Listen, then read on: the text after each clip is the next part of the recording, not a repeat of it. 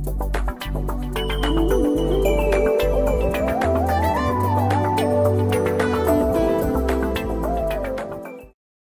bisa berjumpa kembali dengan Anda dalam mata kuliah General Management dari Harapan Bangsa Business School. Salam sejahtera, saya Samuel Tarigan. Dalam sesi kali ini saya masih melanjutkan tentang fungsi kedua dari manager, yaitu organizing. Selamat mengikuti. Dalam sesi sebelumnya, saya sudah menjelaskan ada 3 kegiatan utama dalam fungsi organizing. Yang pertama adalah menyusun struktur organisasi. Dan yang kedua, menyusun job descriptions. Kadang-kadang disebut juga job specifications. Ya, kalau dia lebih lengkap dari sekedar job descriptions. Dan yang ketiga, staffing, yaitu menempatkan orang yang tepat di posisi yang tepat. Nah, prinsip utamanya telah saya jelaskan, right people at right place will do the right things. Ya, saya ulangi sedikit, kita harus mulai dengan the right people. Karena kalau kita punya the right people, mereka akan bisa menyusun strategi yang tepat di perusahaan.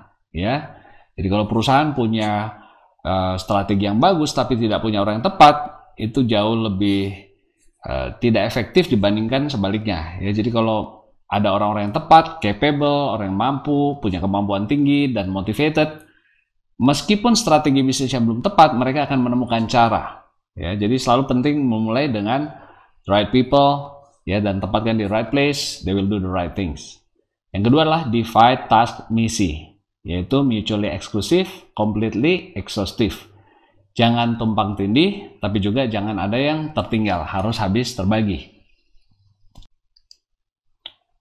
Jadi ada 2 hal yang ingin dicapai dalam sesi kali ini. Yang pertama adalah menyusun job specifications, yang terdiri dari job descriptions, kemudian KPI atau Key Performance Indicators, indikator utama dari kinerja. Apa ukuran seorang berhasil? Itu disebut KPI. Kemudian spesifikasi karyawan. Syarat-syarat seperti apa yang harus dipenuhi seseorang untuk menempati posisi tertentu. Ya, dan saya harap Anda bisa melakukan itu untuk setiap fungsi di dalam organisasi, baik yang posisi line maupun posisi staff. Yang kedua, Anda mulai belajar melakukan staffing. Merekrut orang yang tepat, membagi tugas, lalu menempatkannya di dalam struktur organisasi. Dan diharapkan dengan kemampuan memilih orang yang tepat, Anda bisa mencapai tujuan dengan baik, tujuan organisasi. Nah, sebelum Anda melakukan upaya untuk menyusun job specifications, kita masih harus menyelesaikan beberapa hal dari minggu lalu, yaitu menyusun struktur organisasi. Itu adalah aktivitas pertama, kegiatan penting pertama dari organizing.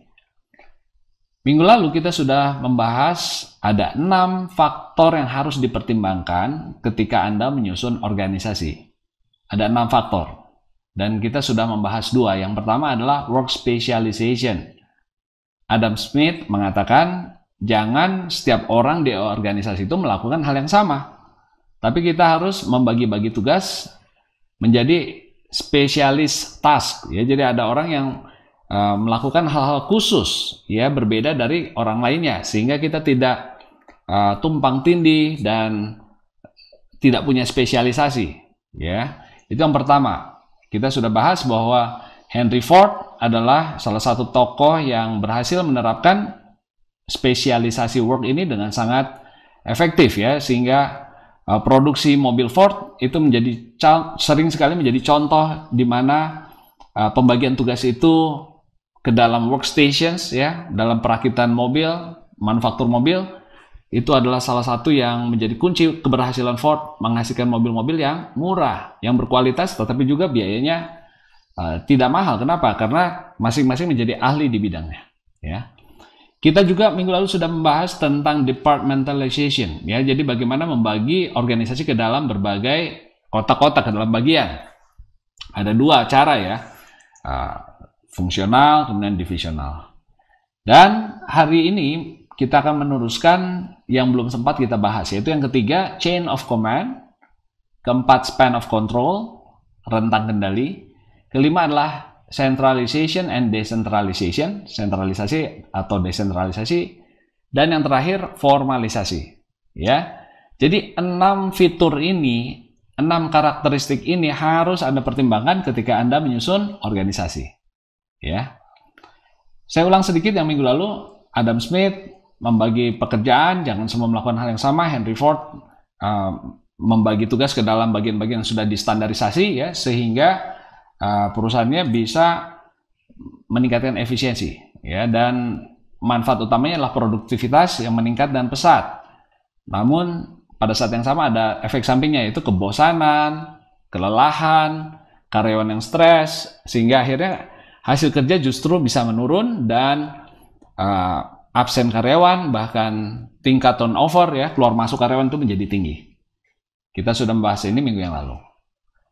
Kita juga sudah membahas yang kedua, yaitu departmentalization, pembagian organisasi ke dalam beberapa kelompok-kelompok kerja yang mirip, yang serupa. Ada 2 cara utama, yaitu pertama fungsional, kita mengelompokkan jobs atau pekerjaan sesuai dengan functional area, ya, ada marketing, IT, sales, apalagi finance, HR, seperti itu. Yang kedua adalah cara divisional, ya, membagi organisasi berdasarkan produk, ya, kalau memang produknya memiliki sangat perbedaan yang cukup besar antara satu produk ke produk lain, mungkin masuk akal Anda membagi organisasi berdasarkan produk, sehingga terjadi pembentukan kompetensi yang spesialis di masing-masing divisi.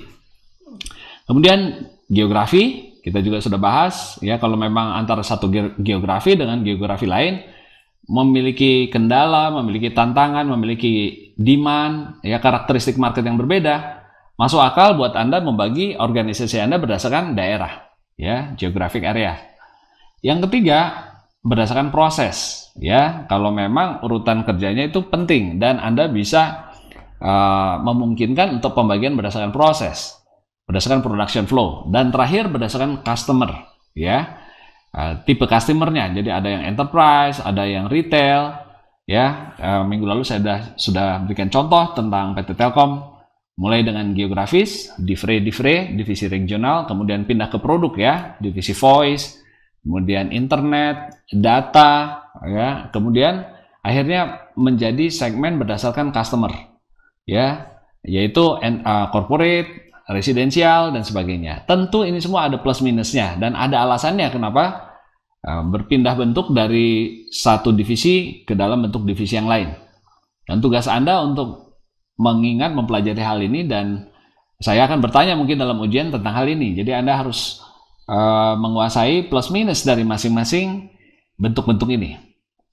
Nah, dalam sesi kali ini kita akan membahas yang ketiga, yaitu chain of command atau rantai komando. Jadi rantai komando ini harus tersambung mulai dari tingkat yang paling atas sampai dengan tingkat yang paling bawah. Karena kalau tidak tersambung berarti ada bagian yang tidak punya atasan, yang tidak menjadi bagian integral dari organisasi. Ini seolah-olah ada rombongan yang lepas, ya, jalan sendiri di dalam sebuah organisasi. Jadi ini kita harus pastikan chain of command, rantai komando itu tersambung mulai dari puncak sampai ke bawah. Yang harus kita perhatikan adalah pertama otoritas, wewenang, yaitu hak yang diberikan kepada satu posisi manajerial untuk mengatur orang di bawahnya. Ya, jadi itu yang disebut otoritas, wewenang. Jadi ada hak untuk mengambil keputusan dan mengatur orang-orang di dalam organisasi tersebut. Jadi kita harus perhatikan apakah masing-masing kotak dalam organisasi kita itu sudah punya kejelasan otoritas. Ya, jadi sampai sejauh mana wewenang dia, sejauh apa batasan hak manajer di kotak tersebut untuk memutuskan, untuk mengatur orang di dalamnya. Kemudian yang kedua adalah tanggung jawab. Apa itu tanggung jawab? Tanggung jawab adalah kewajiban atau hal-hal yang harus dikerjakan oleh unit tersebut. Ya, jadi kalau orang punya otoritas, tentu juga punya tanggung jawab. Ya, jadi kalau otoritas itu adalah hak, responsibility ini adalah kewajiban.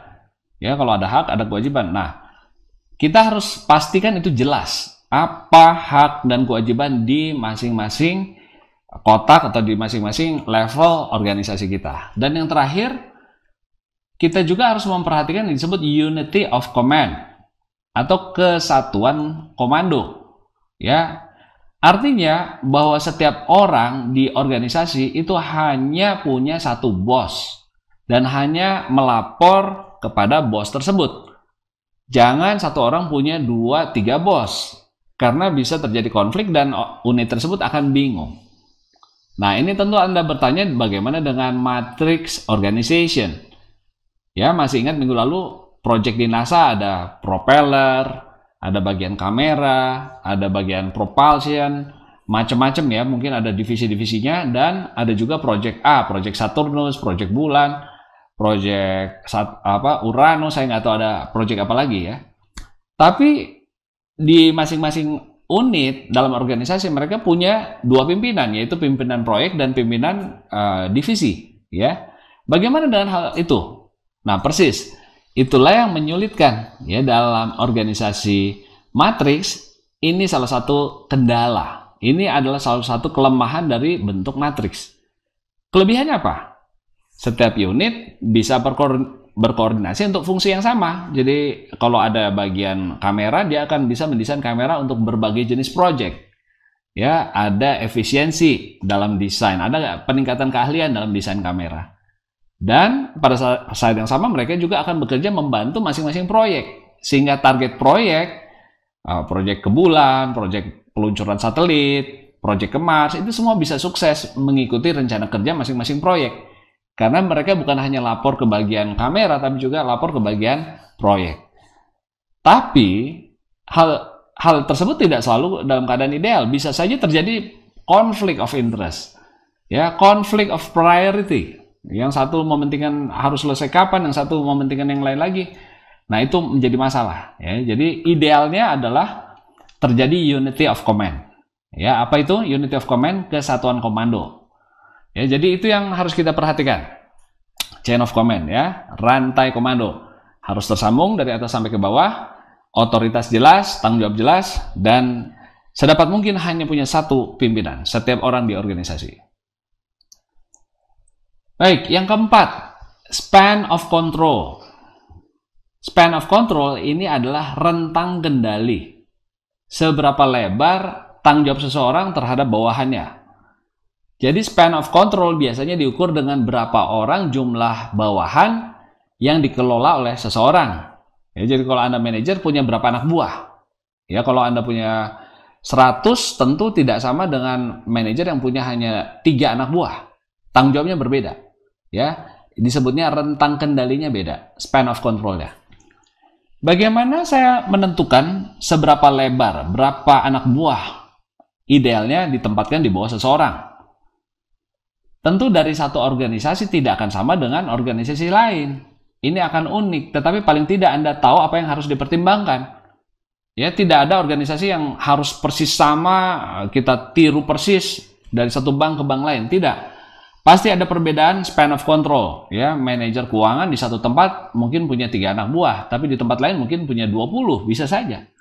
Nah, bagaimana saya mengatur kelebaran atau berapa kotak yang ditempatkan di bawah seorang manajer? Ya, jadi ini bukan bicara kedalaman, tapi ke lebar ya, width. Ya, jadi ada berapa unit yang langsung saya kelola. Ya, jadi ini bicara tentang jumlah orang yang langsung saya kelola, bukan total ke bawahnya, tapi yang ada berapa unit yang horizontal yang ada di bawah saya langsung. Itu yang disebut lebar dari rentang tersebut.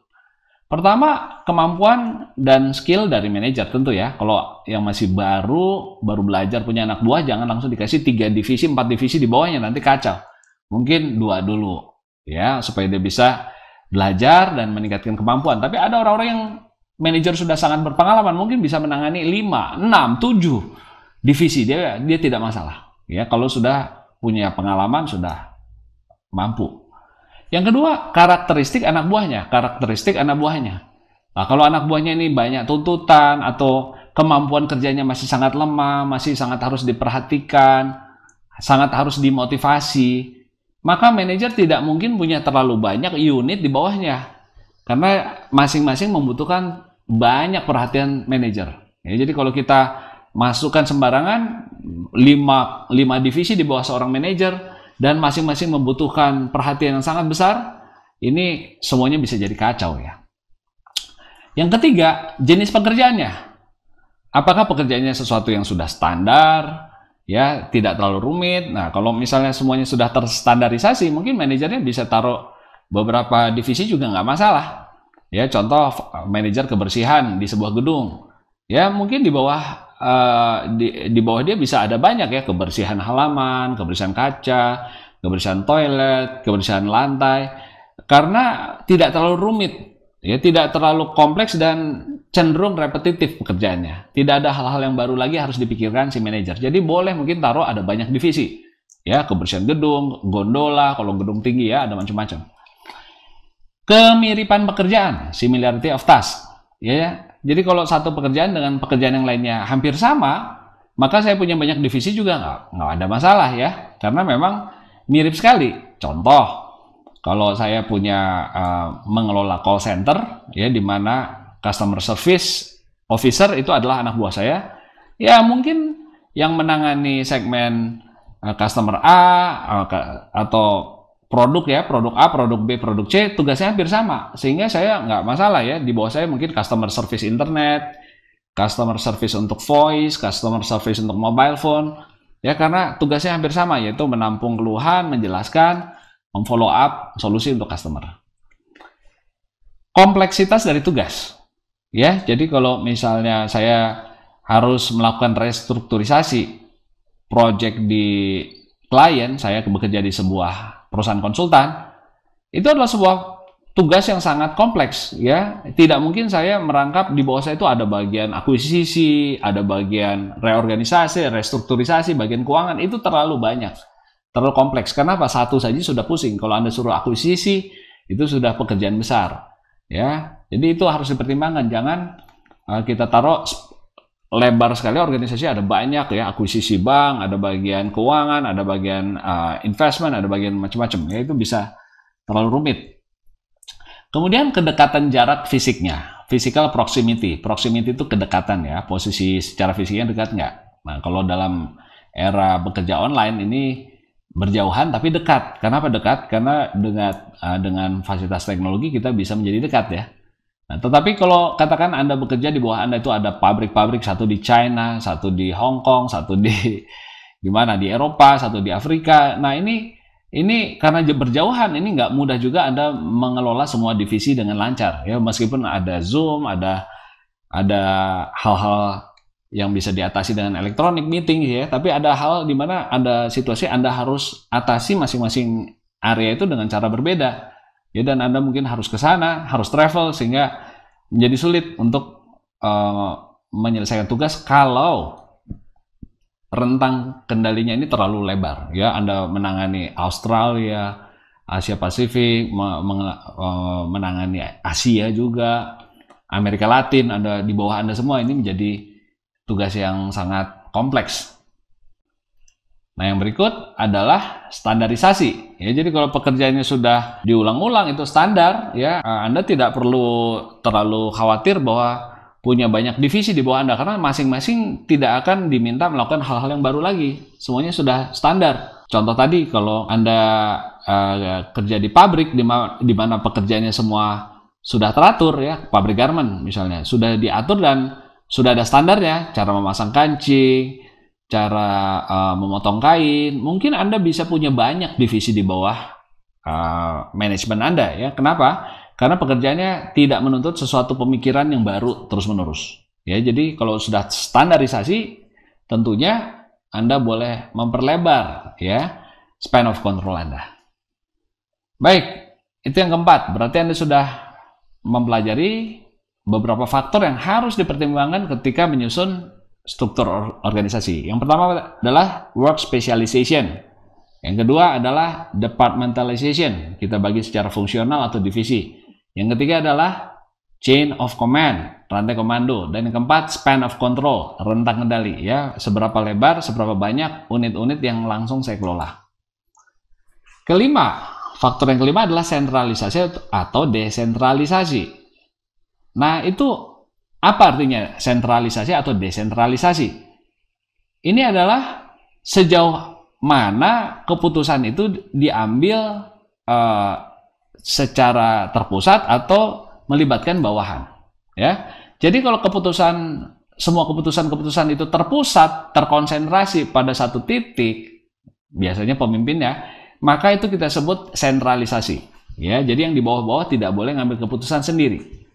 Sebaliknya, kalau keputusan itu didesentralisasikan, maka bawahan boleh ikut mengambil keputusan. Nah, sentralisasi biasanya manajemen puncak, top manager itu yang mengambil keputusan, dan yang di bawah-bawah ini hanya melaksanakan. Mereka tidak ikut memikirkan, tapi pelaksana. Ya, pelaksana. Nah, contoh kalau Anda punya proyek bangunan, ya Anda project manager, nah itu sentralisasi. Keputusannya tukang itu nggak boleh memutuskan, wah ini saya mau ganti gambarnya, saya mau desainnya mau saya ganti. Nanti nggak nyambung bangunannya, nanti berantakan ya. Kalau Anda punya 500 tukang di bawah Anda yang sedang mengerjakan sebuah proyek bangunan tinggi, keputusan pasti sentralisasi. Itu keputusan-keputusan tentang desain bangunan pasti tersentralisasi. Ya, tidak boleh tim-tim di bawah, tukang listrik, tukang kaca, tukang batu, itu tukang cor mengganti semaunya. Itu centralized. Kalau yang decentralized, ya tentu artinya yang di bawah-bawah itu boleh ikut memikirkan. Ya, organisasi yang decentralized itu pengambilan keputusannya melibatkan manajer yang di tengah dan yang di bawah. Ya, sehingga mereka juga kadang-kadang diminta sarannya, diminta pendapatnya, bahkan ikut berunding sama-sama, yuk keputusannya seperti apa. Ya, nah ada banyak organisasi yang sifatnya decentralized. Tidak semuanya organisasi itu harus centralized. Ya, nanti kita akan melihat contoh di mana bentuk decentralized ini justru yang paling cocok ya untuk menghadapi situasi tertentu. Oke, itu yang kelima. Ya, keputusan mau terpusat atau terbagi. Yang keenam, formalisasi, formalization. Ini adalah sejauh mana pekerjaan-pekerjaan di dalam organisasi tersebut distandarisasi dan ditulis dalam seperangkat peraturan dan prosedur. Ya, contoh kalau perusahaan punya standar operating procedure yang tertulis untuk semua pekerjaannya, hampir semua pekerjaan aktivitas di perusahaan itu ada SOP-nya, maka itu adalah organisasi yang bersifat formal. Ya, jadi highly formalized jobs, yaitu pekerjaan-pekerjaan itu harus mengikuti standar, tidak boleh kreatif gonta-ganti ya, dan tidak ada kebebasan menentukan apa yang akan saya kerjakan ya. Jadi little discretion itu kebebasan ya, sangat sedikit kebebasan untuk menentukan apa yang saya mau kerjakan atau bagaimana melakukannya. Tetapi dalam organisasi yang low formalization, ini artinya batasannya itu lebih longgar, sedikit saja batasannya. Jadi bukan tidak ada batasan, tentu ada batas-batasnya. Tapi karyawan itu boleh berimprovisasi, tidak selalu harus begitu caranya. Mereka boleh mencoba cara baru, ya. Yang penting tujuan tercapai. Nah, organisasi yang demikian itu kita sebut tidak terlalu formal, informal, atau disebutnya low formalization. Oke, jadi tidak semua harus ada SOP dan aturannya. Ya, contoh kampus, dosen-dosen tidak semuanya diatur cara membuat PowerPoint. Ya, mereka boleh bebas. Kalau saya nggak mau pakai PowerPoint, boleh. Saya hanya mau pakai Words, bisa. Ya, bahkan saya langsung memberikan contoh kepada student. Itu ada banyak kebebasan yang diberikan kepada dosen, karena itu bukan organisasi yang sangat terlalu formal di mana semua ada SOP. Nah, bisakah Anda berikan contoh organisasi yang hampir semuanya ada SOP? Ada standarnya, tidak boleh kreatif, ya. Nah, saya berikan contoh rumah sakit. Nah, dokter-dokter ada SOP-nya, tidak boleh mereka memeriksa, mendiagnosa, memberikan obat menurut cara improvisasi dia sendiri, seleranya. Semua sudah ada SOP, bagaimana cara dokter mendiagnosa, bagaimana memilih obat, bagaimana melakukan kontrol terhadap pasien, itu semua sudah ada SOP. Ya, Anda bayangkan, tidak mungkin perawat-perawat di sebuah rumah sakit kreatif ya, saya mau menangani masalah ini dengan cara yang lain lagi. Saya mau mencoba treatment baru untuk pasien saya, tidak bisa. Ya, rumah sakit adalah salah satu contoh organisasi yang formal, ada SOP-nya. Ya, nah itu dia. Saya akan jelaskan berdasarkan 6 faktor tadi, ada banyak kombinasi yang bisa dibentuk, tapi paling tidak ada 2 kombinasi ekstrim yang sangat berbeda yang bisa terbentuk karena kita menyusun konfigurasi yang berbeda dari 6 faktor tadi. Yang pertama disebut mechanistic organization, yaitu organisasi yang bersifat mekanistis. Ya. Yang kedua, organik, organisasi yang bersifat organik. Nah, ini bedanya apa? Organisasi yang mekanistik, Anda ingat mekanik ya, seperti mesin. Ini adalah organisasi yang strukturnya sangat kaku, rigid ya, and tightly control, dikendalikan dengan sangat ketat. Ya, ini organisasi yang kaku dan nggak fleksibel, sudah diatur dengan rapi. Nah, cirinya spesialisasi di sana tinggi. Ya, jadi biasanya tidak boleh orang-orang itu nggak jelas posisinya. Kamu nih di mana? Ya, bisa di A, bisa di B. Kadang marketing, kadang di teknik, kadang di product development. Ya, nah nggak seperti itu. Kalau organisasi yang mekanistik, dia sudah jelas. Saya hanya ada di situ. Spesialisasi saya adalah melakukan A atau B atau C. Yang kedua, pembagian organisasinya juga sudah baku. Ya, bagian pembelian, bagian inventory, bagian produksi, bagian distribusi, itu semua sudah kaku dan tidak bisa ditukar-tukar lagi. Itu rigid, itu contoh ciri dari mechanistic organization. Kemudian biasanya span of control-nya sempit, tidak lebar ya. Jadi menangani kebersihan, menangani teknisi listrik, menangani parkir, menangani keamanan, dan segala sesuatu yang sifatnya general affairs ya, urusan-urusan umum ya. Nah, kalau di organisasi yang mekanistik biasanya Anda tidak harus menangani terlalu banyak ya, langsung di bawah Anda semua. Itu bagian perawatan mesin, bagian genset, bagian keamanan, kebersihan, itu semua di bawah Anda, di bawah satu orang. Tidak seperti itu ya. Karena apa? Karena di sini biasanya sangat dipentingkan mengikuti protokol, mengikuti SOP, sehingga Anda tidak mau ada yang lolos ya. Biasanya span of control-nya justru tidak diberikan terlalu lebar. Kemudian highly formalized ya, high formalization. Nah, kalau di pabrik contohnya itu organisasi yang sangat mekanistik ya. Tukang itu tidak boleh berimprovisasi. Wah, saya mau pasang baut caranya lain hari ini. Atau saya nggak mau pakai baut yang ini, saya mau bawa sendiri dari rumah. Tidak bisa ya, karena semua sudah formal diatur, formalized. Kemudian cirinya lagi adalah limited information network ya, informasi yang di atasan sering tidak dibagikan kepada bawahan ya. Jadi contoh misalnya Astra Honda Motor ya, mau mengeluarkan produk baru dengan harga baru, biasanya tidak semua orang harus langsung tahu ya. Jadi informasinya juga terbatas ya, karena organisasinya sangat mekanistik. Kemudian low decision participation.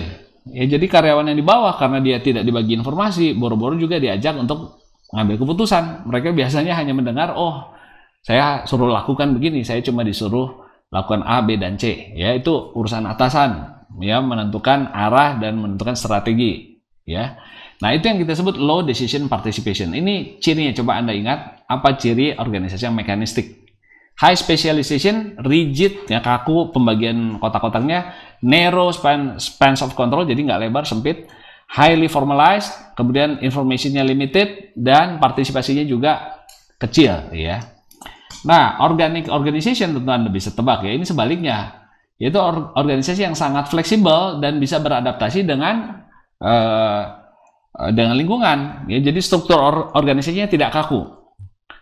Jadi pekerjaan di sana tidak semuanya langsung terstandarisasi. Ya, contohnya ini perusahaan consulting, saya lama ya di perusahaan konsultan di Accenture pernah ya, dulu namanya Arthur Andersen. Kemudian di yang lama di Ernst & Young, ini juga perusahaan konsultan Big Four ya, biasanya dikenal dengan jasa akuntansi, tapi dia juga punya division management consulting, dan saya ada di sana dulu. Ya, kemudian di Booz Allen Hamilton, itu pekerjaan saya terakhir sebelum mendirikan ITHB, itu adalah pekerjaan yang sangat highly fleksibel ya. Kadang-kadang tim Anda juga ganti, job desk-nya juga nggak jelas ya, yang penting klien happy ya. Nah itu. Kemudian fluid team based structure. Nah ini di consulting sangat kentara, di mana teman-teman kerja saya itu bukan orang yang bertahun-tahun dia lagi ya, tetapi bisa saja orang baru dari Amerika dibentuk tim baru untuk menangani Bank Indonesia proyeknya ya, atau menangani Bank Mandiri misalnya. Jadi itu anggota timnya juga fluid. Fluid itu artinya cair ya, bisa berganti-ganti, nggak kaku, tidak permanen ya. Jadi struktur timnya juga kadang-kadang ada orang baru masuk, kadang-kadang udah nggak perlu lagi, udah cukup ya.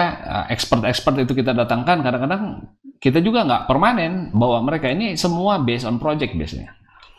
Kemudian organisasi yang fleksibel, yang organik ini biasanya little direct supervision, tidak terlalu ketat ditanyain, udah jam 11 nih, udah ngapain aja, mana hasil kerjanya.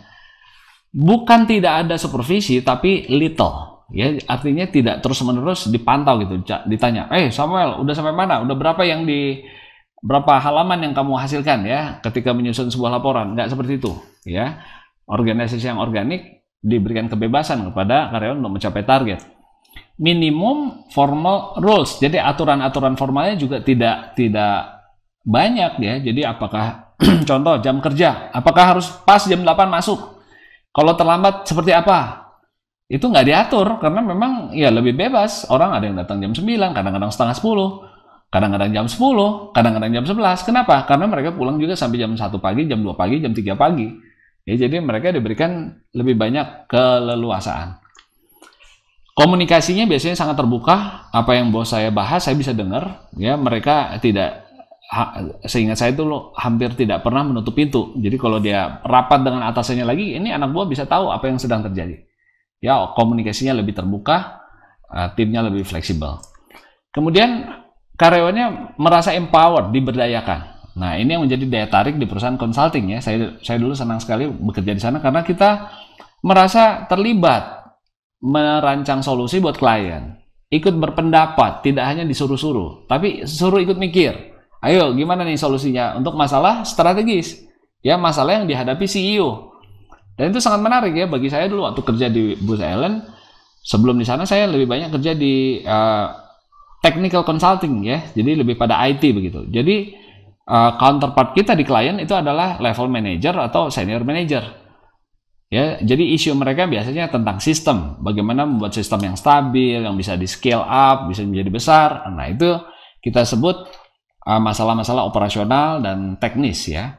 Tetapi waktu saya bekerja di Booz Allen, ini perusahaan strategic consulting. Saya mendapat kesempatan untuk memikirkan hal-hal strategik dan menyampaikannya kepada CEO, direktur utama, kepada tim direksi, kepada komisaris perusahaan, pejabat-pejabat tinggi perusahaan besar. Dan kita merasa bangga, merasa diberdayakan. Ya, jadi lebih semangat bekerjanya. Nah, kalau gitu mana yang lebih bagus? Mekanistik atau organik? Mana yang lebih tepat? Nah, coba Anda jawab. Mana yang lebih bagus? Mekanistik atau organik? Jawabannya biasakan seperti konsultan ya.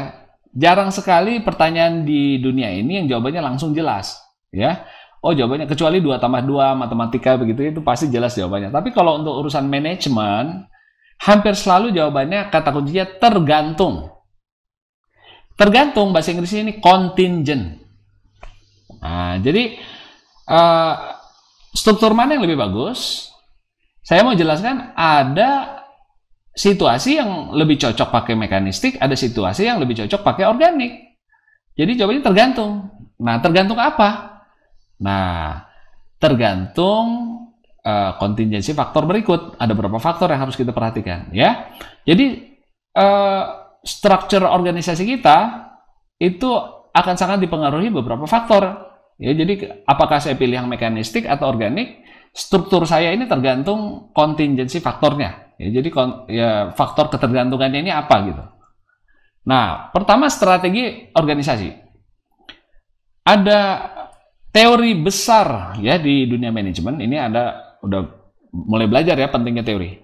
Bahwa strategi itu ya menentukan yang lain-lain. Jadi jangan sampai Anda membuat program pemasaran dulu, ya, menentukan gaji dulu sebelum menentukan strategi bisnis ya. Jadi prinsipnya ya itu disebutnya structure follows strategy. Pembagian kotak-kotak di perusahaan itu harus melihat dulu strategi perusahaannya seperti apa. Nah, kalau Anda lihat strateginya perusahaannya untuk menyediakan produk yang terjangkau harganya dan mencari supplier yang paling murah melakukan efisiensi supaya produk akhir itu bisa terjangkau harganya. Maka Anda tidak bisa bikin struktur organisasi yang terlalu gemuk, banyak divisi-divisinya yang jadi mahal. Ya, ada QC1, QC2 ya, ada QC3. Jadi untuk quality control aja ada 3 lapis ya. Kemudian untuk production 1, 2, 3. Waduh. Itu nggak cocok dengan strateginya. Jadi nomor 1, pastikan struktur organisasi kita mengikuti structure follows strategy. Ya, jadi bukan strategi follows structure, nggak boleh ya. Structure follows strategy. Yang kedua, ukuran organisasi. Kalau perusahaan kecil biasanya lebih organik. Coba lihat di perusahaan keluarga, apa semuanya ditulis, semuanya formal. Ya, tidak, lebih terjadi kebebasan. Anda bisa kadang melakukan A, kadang melakukan B. Itu kalau di perusahaan keluarga karena ukurannya masih kecil. Tetapi kalau perusahaannya semakin bertumbuh dan besar, tidak mungkin semuanya bebas. Ya, kamu hari ini mau ngapain? Nanti saya tanya Bapak deh. Ya, kira-kira dia lagi mood apa? Jadi saya tergantung kepada atasan. Itu nggak bisa. Ya, itu. Dan setiap orang harus memikirkan sesuai dengan wewenang tanggung jawabnya, apa yang dia sudah harus kerjakan itu sudah harus jelas. Ya, tidak bisa lagi masih berubah-ubah, hari ini A, besok B, besok C. Ya, karena kalau tidak jelas, maka akhirnya semua orang tidak kerja apa-apa pun dianggap nggak ada masalah, karena memang hari ini kita masih organik ya, kita pilih apa lagi. Tidak bisa begitu ya. Kalau Anda kerja di pemerintah misalnya ya, menjadi pegawai negeri atau di BUMN yang banyak karyawan, itu semua job desk-nya sudah sangat jelas ya. Pekerjaan Anda itu tidak mungkin terlalu bebas, sudah diatur nih pekerjaan porsi kamu. Karena kalau tidak itu terjadi pemborosan ya, sumber daya yang besar itu akhirnya tidak bekerja optimum mencapai satu arah, masing-masing bisa bekerja sendiri dan kacau jadinya ya. Jadi ukuran semakin besar akan semakin mekanistik. Ya, semakin besar semakin mekanistik. Nah, yang ketiga, teknologi. Nah, jadi kalau struktur kita banyak menerapkan teknologi, ya biasanya bisa menjadi lebih mekanistik ya, karena kita sudah teratur semuanya. Ya, untuk membeli pakai software, untuk menjual pakai software, semua sudah teratur dan kita terikat dengan teknologi yang ada. Jadi tidak bisa terlalu bebas. Kalau kita sudah punya sistem yang dipasang di perusahaan, ya biasanya menjadi agak mekanistik ya. Kita tidak bisa gonta-ganti sistem setiap hari kan, itu masalahnya. Kemudian yang sangat penting lagi, faktor terakhir adalah degree of environmental uncertainty, tingkat ketidakpastian yang ada di lingkungan. Kalau bisnis kita adalah bisnis yang sangat dinamis ya, sebentar produknya harus berubah lagi, harganya harus berubah lagi, suppliernya harus berbeda lagi ya, karena memang kebutuhan orang sangat dinamis, maka lebih cocok kita pakai yang organik tentunya ya. Tidak semua harus ditulis, karena by the time kita selesai tulis, Anda tugasnya ABCD, kebutuhan udah berubah lagi, sehingga tenaganya bukan habis bekerja tapi habis menulis ya. Jadi membuat formal sesuatu yang sering berubah itu membuang tenaga. Ingat ya, formal tadi tertulis ada SOP, itu artinya formal. Jadi kalau lingkungan kita sering ganti-ganti, ya sebentar A, sebentar B, jangan Anda tulis semua aturan kerjaannya ya. Ini mesti gini, aturan mainnya, SOP-nya gini, itu nggak make sense. Ya, tetapi sebaliknya kalau struktur organisasinya mekanistik, nggak berubah-ubah, maka itu Anda harus dibuat mekanistik. Harus kaku, harus udah tahu, orang udah harus tahu mau ngapain. Jangan sampai hari ini kita ngapain ya. Repot. Nah, contoh lingkungan yang cukup stabil, misalnya kalau Anda bekerja organisasi di ketentaraan misalnya, kecuali lagi perang ya, lagi perang pun sudah jelas aturan mainnya. Kalau Anda perang tanpa struktur yang mekanistik, semuanya bebas organik ya, boleh mengambil keputusan, itu kita bom nggak ya, kita serang nggak ya? Menurut Anda gimana? Itu nggak akan jalan ya, itu pasti kacau perang seperti itu. Militer, organisasi militer itu akan berantakan kalau bersifat organik ya. Tetapi sebaliknya, kalau organisasi seperti kampus diatur semua, Ibu itu cara mencet keyboardnya harus begitu ya, kemudian ngeprint harus begini, margin harus begini, pilihan font harus begini, nggak boleh bebas sama sekali. Waduh, orang jadi nggak kreatif dan dosen jadi nggak punya kreativitas untuk mengajar ya. Jadi lihat perbedaan. Contoh lain ya, kalau lingkungannya nggak terlalu banyak berubah, misalnya kayak rumah sakit ya, rumah sakit treatmentnya kurang lebih begitu, ada diagnosa, ada penyakit dalam, itu sudah teratur semuanya. Ya, Anda nggak boleh tanya pendapat suster ya. Suster, menurut suster ini disuntik nggak ya? Oh nggak, kata suster ya, ini dikasih obat A saja. Oh nggak bisa, dokter itu sudah harus dia yang menentukan, anak buah melaksanakan. Kasih obat A, maka suster memberikan obat A. Itu organisasi yang sangat mekanistik, ya, seperti mesin. Mekanistik itu seperti mesin, sudah teratur. Ya, jadi kalau lingkungan kita nggak dinamis, kita pilih yang mekanistik. Tapi kalau sangat dinamis, kita pilih yang organik. Oke? Jadi ada 4 contingency factor yang sudah dijelaskan. Pertama, strategi. Ya, jadi kalau strategi kita sering berubah, ya buat yang organik. Tapi kalau sudah jelas arahnya, kita pakai yang mekanistik. Ya, kemudian size, ya, semakin besar tentu harus semakin mekanistik, jangan semakin organik, ya.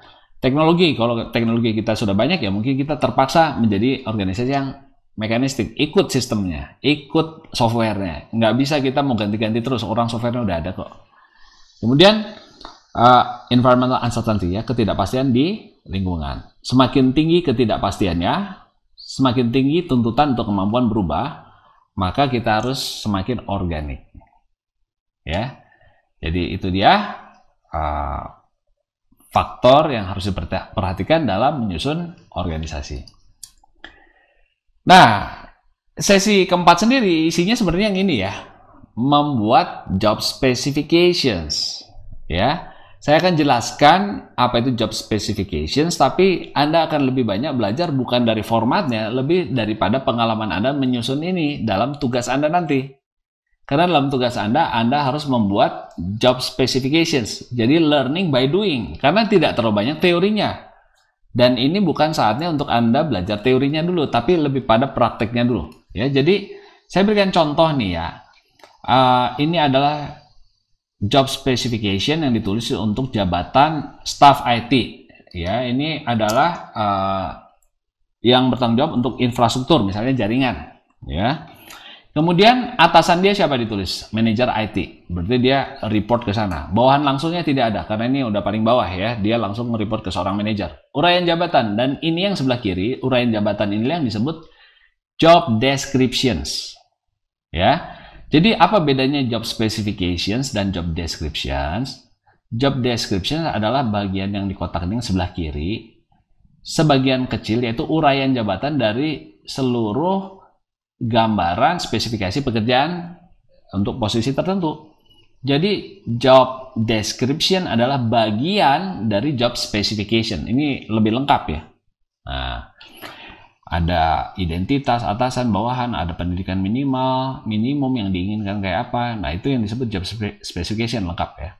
Nah, sekarang uraian jabatan. Contoh, memastikan kecukupan kapasitas server. Ya.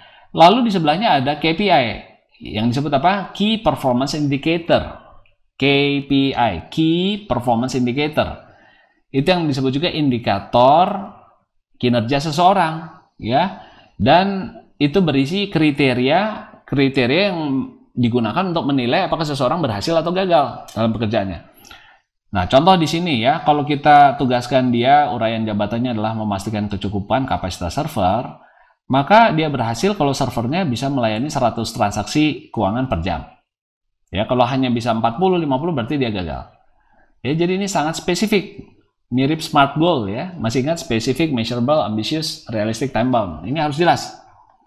Kemudian tugasnya yang kedua adalah melakukan maintenance perawatan server. Nah, jadi kriterianya server dan jaringan itu gagal hanya 0,5%. Ya, 0,5% dari waktu dalam 1 tahun. Ya, itu kalau gagal downtime-nya itu sering ya, ada 10%, sering servernya nggak nyala.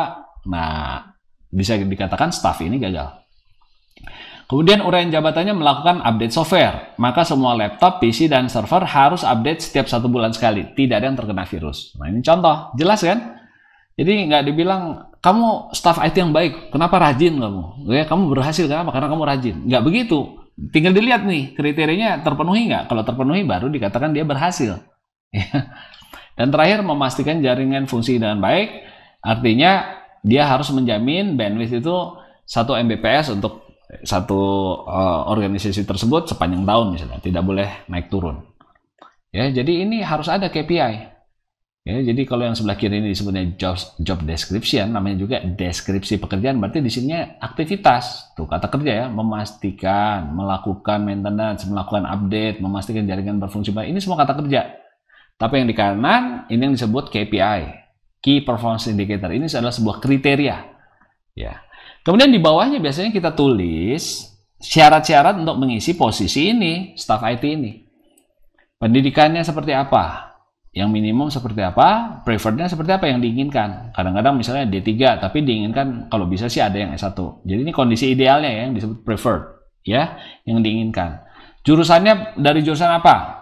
Ya, minimum misalnya dari IT atau dari jurusan elektro misalnya. Nah, preferrednya apa? Informatika mungkin.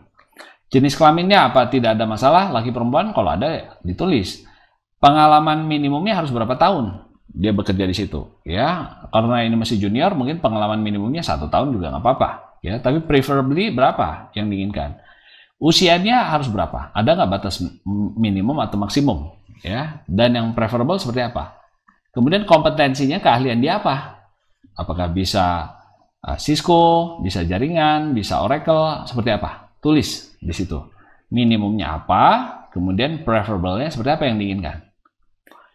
Oke, nah itulah sebenarnya bagian yang menjadi inti sesi keempat ini, menyusun job specifications. Sekali lagi, Anda akan belajarnya bukan lewat teori, tapi lebih pada lewat praktik. Jadi cobalah menulis job specification sesuai dengan petunjuk di tugas besar Anda. Ya, sekali lagi ini ada yang disebut job description yang sebelah kiri. Ya, kalau kita tambah KPI dan syarat-syarat dan atasan bawahan, maka kita menyebutnya job specifications. Ya, jadi selamat belajar, selamat mencoba, semoga sukses ya, sampai bertemu dalam sesi yang berikut. Terima kasih.